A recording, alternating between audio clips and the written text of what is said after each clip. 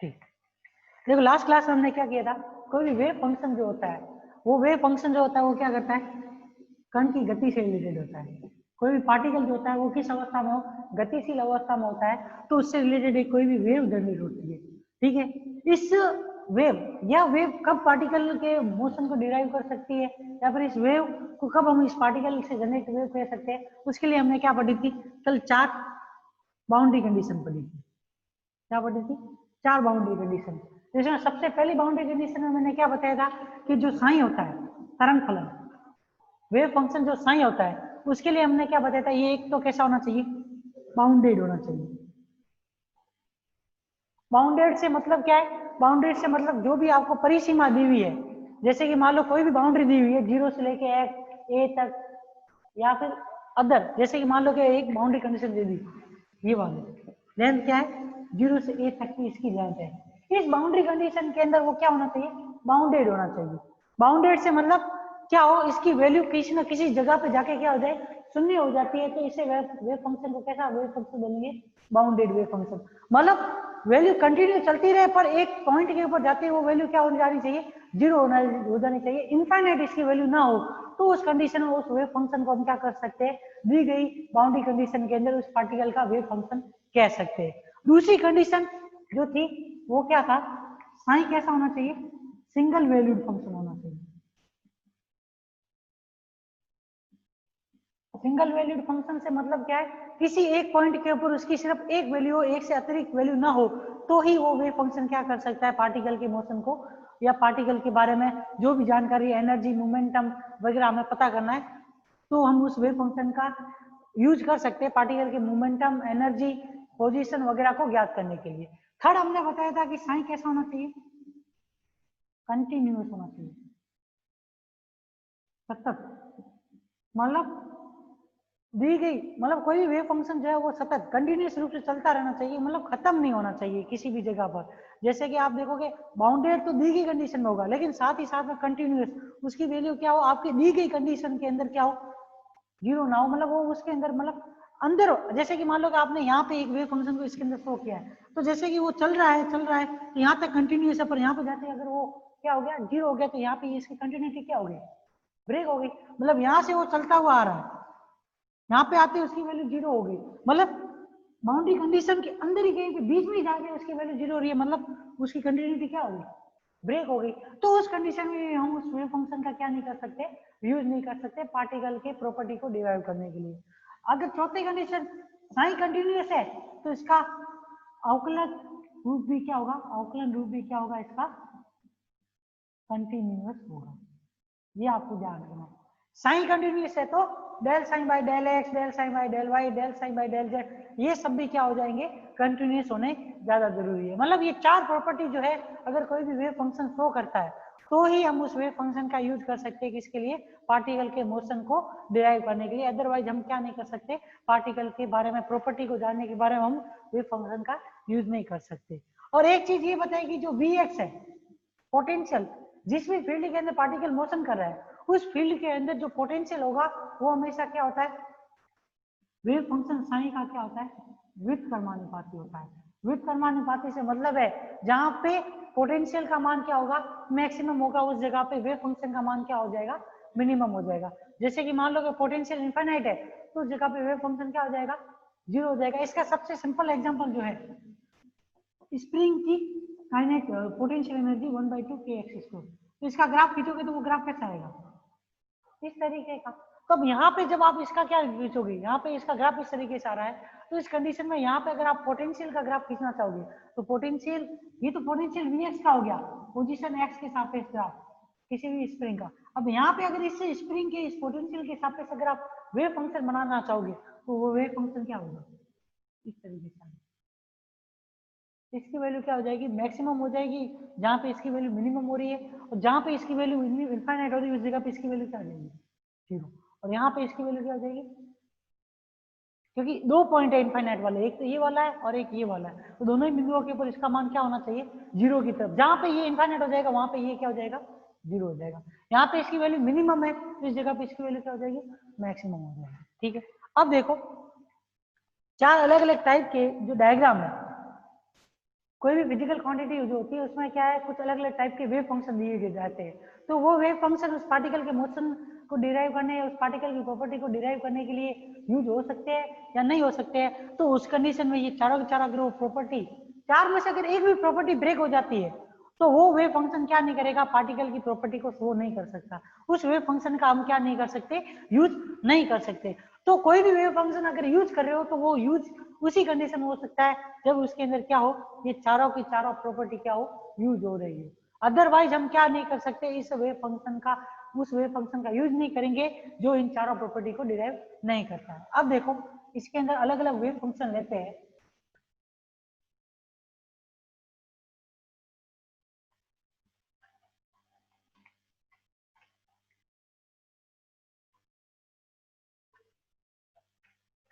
देखो सबसे पहला डायग्राम एक्स साइन एक्स,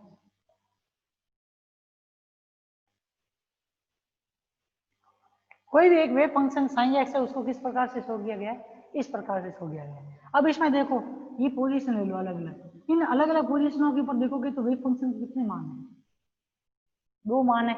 मतलब यहाँ पे जो आपका साइन है वो कैसा है, एकल मानी नहीं है, मतलब सिंगल वैल्यूड फंक्शन नहीं है, ये कैसा वैल्यूड फंक्शन है, मल्टी वैल्यूड वेव फंक्शन है।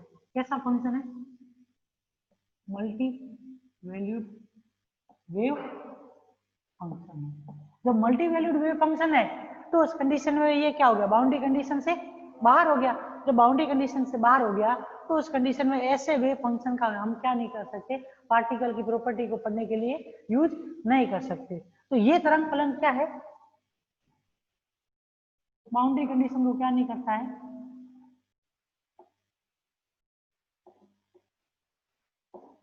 को फॉलो नहीं करता।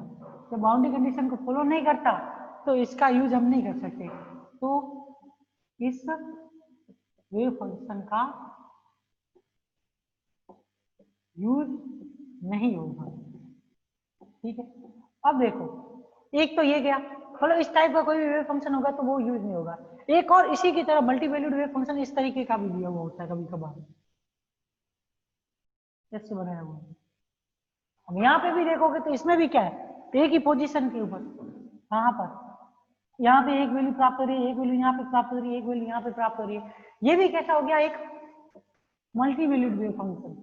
मल्टी वैल्यूड वेव फंक्शन मतलब एक बिंदु के ऊपर, एक स्थिति के ऊपर पार्टिकल के वेव फंक्शन के मान कितने हैं, तीन मान है। तो तीन मान होंगे तो उस कंडीशन के अंदर जो एक्सपेक्टेशन वैल्यू पढ़ी थी हमने एक्स, ये किसके ऊपर, साइन के ऊपर dependent. Expectation value of P, ये भी साइन के ऊपर डिपेंडेंट। एनर्जी वो भी किसके ऊपर डिपेंडेंट, साइन के ऊपर है। तो इन सबकी वैल्यू आप निकालोगे साइन के ऊपर डिपेंडेंट, और साइन की वैल्यू एक ही जगह पे तीन तीन प्राप्त हो रही है, तो उस कंडीशन में एक पोजीशन के ऊपर इनके भी मान क्या हो जाएंगे, तीन तीन, जो कि कभी भी पॉसिबल नहीं है।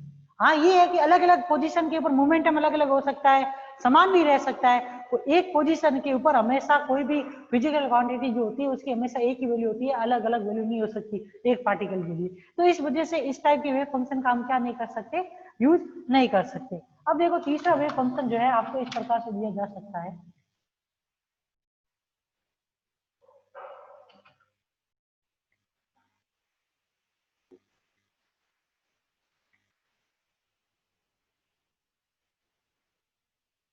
अब देखो ये x, ये साइन। अब इस वेव फंक्शन के अंदर आप देखोगे तो ये फंक्शन क्या हो रहा है, जीरो हो रहा है। ठीक है, और जीरो हो रहा है तो उस कंडीशन में इसकी कंटिन्यूटी क्या हो रही है, ब्रेक हो रही है। क्योंकि वेव फंक्शन कैसा होना चाहिए, कंटिन्यूअस वेव फंक्शन होना चाहिए, जबकि ये कंटिन्यूअस है नहीं। क्योंकि आप देखोगे तो बाउंडेड वेव फंक्शन जो होता है उस कंडीशन में क्या होगा, वो वेव फंक्शन इनफाइनाइट के ऊपर जाके जीरो होगा।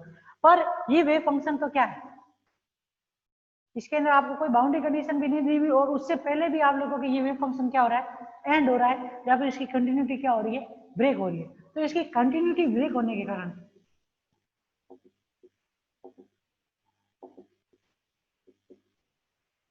ब्रेक, या फिर ये कह सकते हो एक वेव फंक्शन कैसा, असतत फलन है। तो असतत फलन होगा तो उस कंडीशन के अंदर भी तरंग फलन, ऐसा तरंग फलन भी क्या नहीं कर सकता है, पार्टिकल के मोशन को क्या नहीं कर सकता, डिफाइन नहीं कर सकता। ये आपको ध्यान रखना है। ठीक है, अब चौथा वेव फंक्शन जो है, चौथा वेव फंक्शन आपको मालूम हो तो क्या कैसा नहीं होना चाहिए,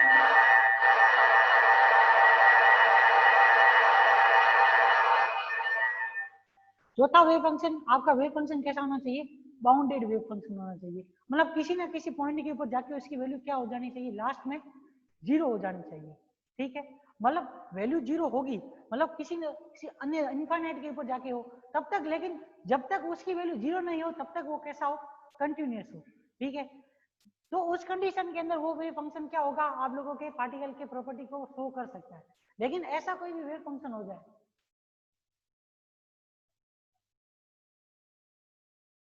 ऐसा कोई भी वेव फंक्शन हो जो कि क्या हो, पहले ही क्या हो रहा है आपके बाउंड्री कंडीशन, मतलब इनफाइनाइट से पहले ही क्या है, उसकी वैल्यू कभी जीरो हो ही नहीं रही है, हमेशा कैसी है, मतलब लास्ट में जाते जाते भी इसकी वैल्यू कैसी है, इनफाइनाइट प्राप्त हो रही है, मतलब बाउंडेड वेव फंक्शन ना हो, तो उस कंडीशन में वो वेव फंक्शन क्या नहीं कर सकता, आपके पार्टिकल की प्रॉपर्टी को शो नहीं कर सकता।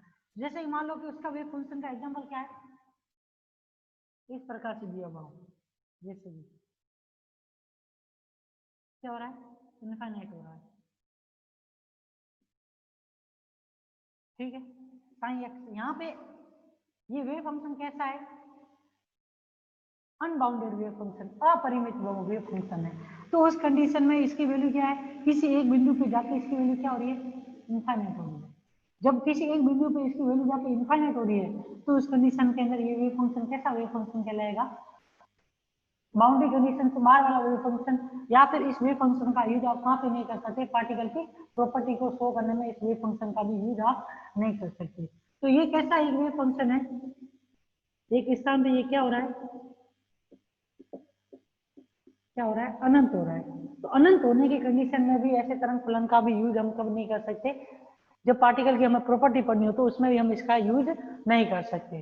देखो फोर्थ के बाद एक फिफ्थ वेव फंक्शन और आ जाता है जो कि डिसकंटिन्यू तो होता ही है, पर उसकी एक ही पोजीशन के ऊपर दो वैल्यू होती है। जैसे कि आप लोग पढ़ते हो ऐसा वेव फंक्शन 11 के अंदर आउटलाइन या डिफरेंशिएशन की जो डिफरेंशियल इक्वेशन है पढ़ी होगी, अभी जो बीएससी फर्स्ट ईयर के अंदर एक डिफरेंशियल इक्वेशन करके एक बुक आती है जिसके अंदर आप मैक्सिमा और मिनिमा वाली वैल्यू पढ़ते हो, तो उसमें आप देखोगे तो कोई भी वेव फंक्शन होता है उसकी कंटिन्यूटी इस प्रकार से ब्रेक हो,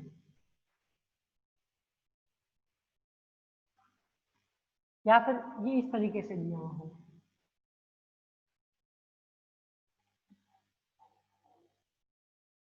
डिफरेंशियल इक्वेशन के अंदर ऐसे ग्राफ पड़े होंगे, तो यहाँ पे देखो एक ही बिंदु के ऊपर क्या आ रही है, दो अलग अलग वैल्यू प्राप्त हो रही है और डिसकंटिन्यूटी भी है साथ में, ठीक है। तो उस वजह से भी इस तरीके का भी अगर कोई वेव फंक्शन होगा तो वो भी क्या नहीं कर सकता, पार्टिकल के मोशन को डिफाइन नहीं कर सकता।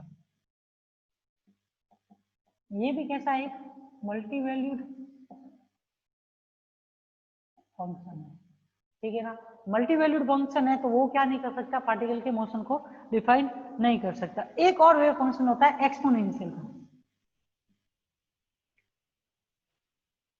ये e की पावर एक्सपोनेंशियल, एक्सपोनेंशियल का जो ग्राफ होता है वो इस तरीके का होता है, वो भी क्या होता है, इनफाइनाइट हो रहा है किसी एक बिंदु के ऊपर जाके, जब ये भी किसी एक बिंदु के के ऊपर जाकर इनफाइनाइट हो रहा है तो इसका मतलब ये भी क्या है, एक अनबाउंडेड वेव फंक्शन है, और अनबाउंडेड वेव फंक्शन क्या नहीं कर सकता, पार्टिकल के मोशन को डिफाइंड नहीं कर सकता, ठीक है ना।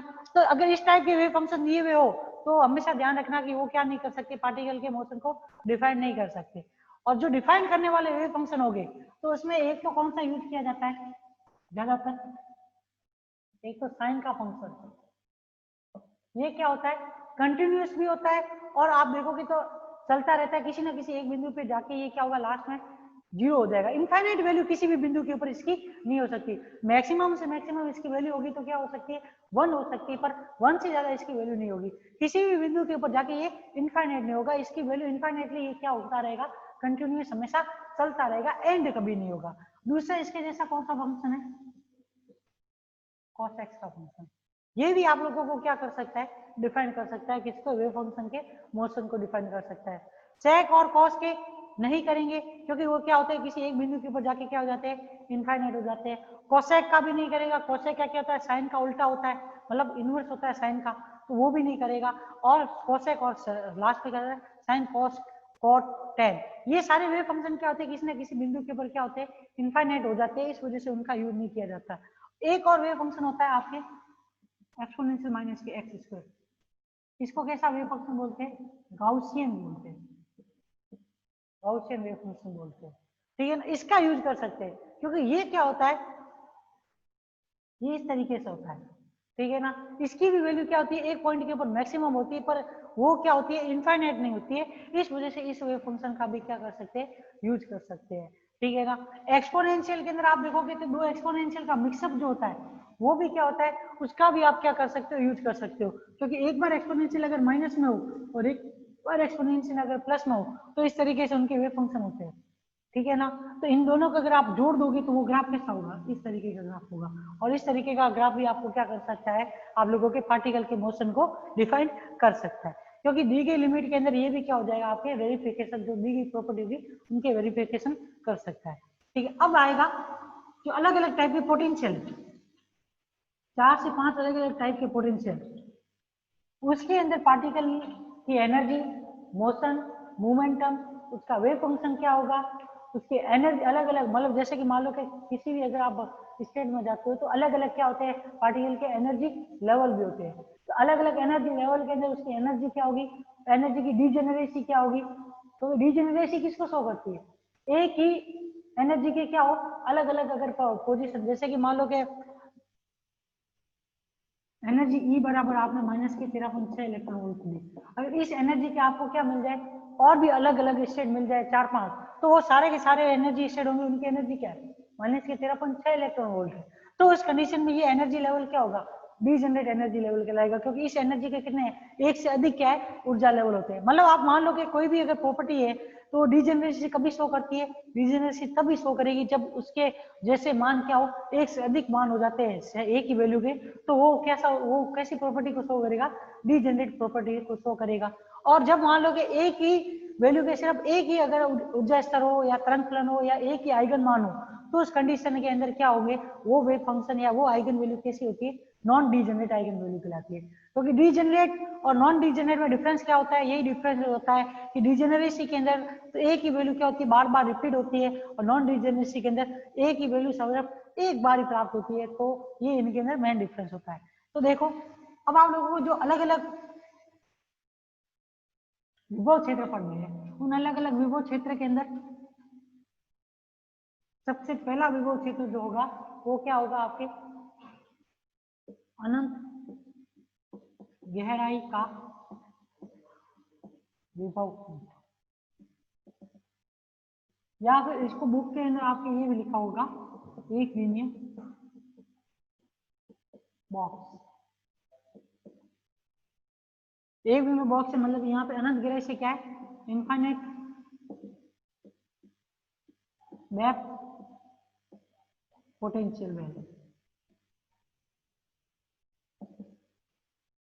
और एक लीनियर बॉक्स को क्या बोलेंगे, वन डायमेंशनल बॉक्स बोलेंगे।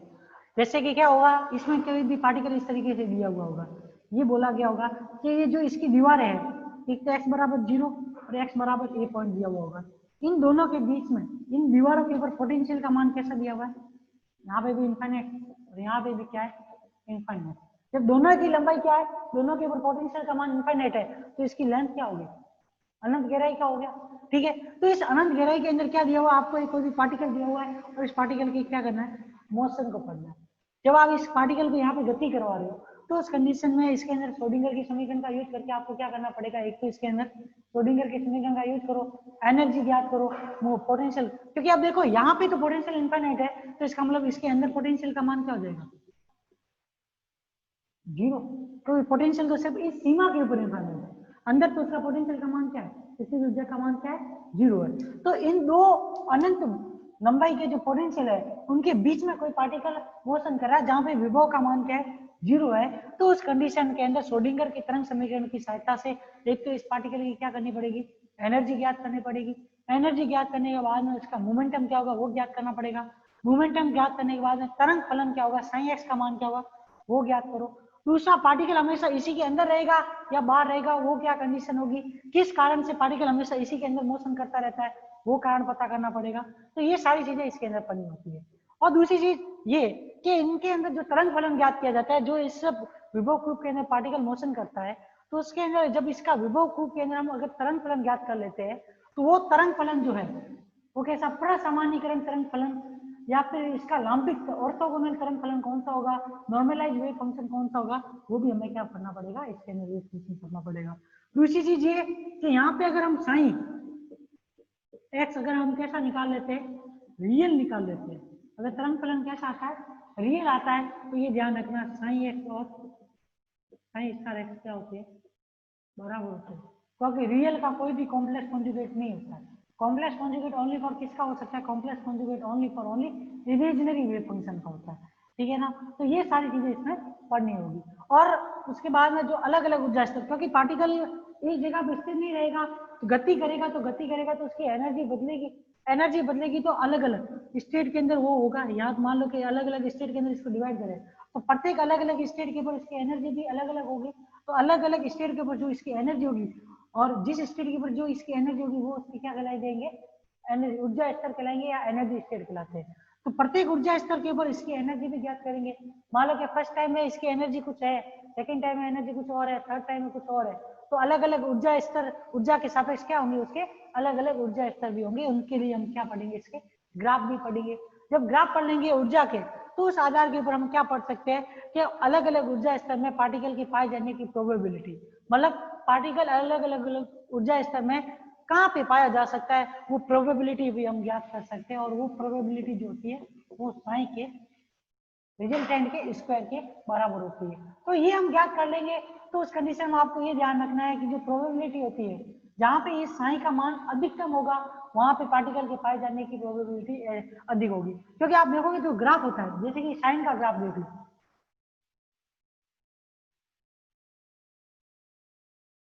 ठीक है, साइन का ग्राफ देखोगे तो सबसे ज्यादा कहाँ पे, यहाँ पे पाया जा सकता है, यहाँ पे पाया जा सकता है। यहाँ पे इसका क्या हो सकता है, आयाम अधिक होगा, यहाँ पे आयाम अधिक होगा, पर प्रोबेबिलिटी किसके, मोड ऑफ साइन स्क्वायर के प्रोपोर्शनल है। तो ये माइनस वाला सीधा भी है, वो क्या आ जाएगा, ऊपर आ जाएगा इस तरीके से। क्योंकि जब भी अपन मोड निकालते हैं तो माइनस वाला किस में चेंज हो जाता है, प्लस में। तो यहाँ पे नेगेटिव वाला नीचे वाला वो किस में आ जाएगा, ऊपर आ जाएगा। अब यहाँ पे देखोगे तो सबसे ज्यादा प्रोबेबिलिटी कहाँ पे, इन 3 पॉइंटों के ऊपर।